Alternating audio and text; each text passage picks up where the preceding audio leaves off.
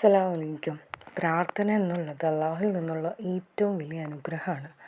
ഒരുവൻ പ്രാർത്ഥിക്കുകയാണെങ്കിൽ അതിനുള്ള ഉത്തരവും അവൻ നേടിക്കഴിഞ്ഞു. പ്രാർത്ഥന സ്വീകരിക്കുമോ എന്നുള്ളതിൽ നമുക്കൊരു ഭയമുണ്ട്. എന്നാൽ ആ ഭയം വേണ്ട. അള്ളാഹു നമ്മുടെ പ്രാർത്ഥന സ്വീകരിച്ചിട്ടുണ്ട്. അതാ ഒരുവൻ പ്രാർത്ഥിക്കുന്നത്. വിജയം ഉറപ്പുള്ളവൻ മാത്രമാണ് പ്രാർത്ഥിക്കാൻ നിൽക്കുകയുള്ളൂ. അത് ദുനിയാവിലെ വിജയമാണെങ്കിലും ആഖിറത്തിലെ വിജയമാണെങ്കിലും. ഇനി പ്രാർത്ഥനയ്ക്ക് ഉത്തരം കിട്ടുന്ന 3 സാഹചര്യങ്ങളുണ്ട്. ഒന്ന്, ഒരുവൻ പ്രാർത്ഥിച്ചത് അവന് ആ നിമിഷത്തിൽ അല്ലെങ്കിൽ പതുക്കെ പതുക്കെ അവന് കൊടുക്കും ഈ ദുനിയാവിൽ വെച്ച്. 2, അത് അവന് വരാനുള്ള ഏതെങ്കിലും ഒരു വലിയൊരു അപകടത്തെ തടയും. 3, അത് പരലോകത്തിലേക്കുള്ളതാണ്. മീസാനിലെ തൂക്കം കൂടാൻ ആ പ്രാർത്ഥന നമ്മളെ സഹായിക്കും.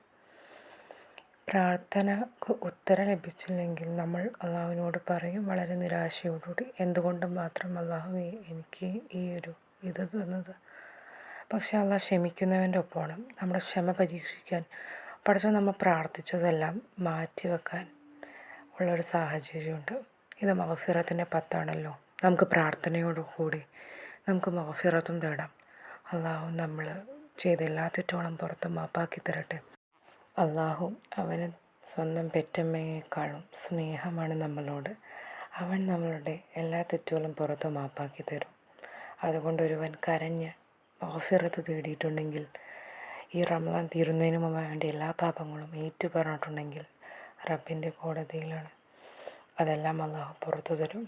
നമ്മളോട് മറ്റാരെങ്കിലും തെറ്റ് ചെയ്തിട്ടുണ്ടെങ്കിൽ അത് നമ്മളും പുറത്തു കൊടുക്കുക. അസ്സലാമു അലൈക്കും.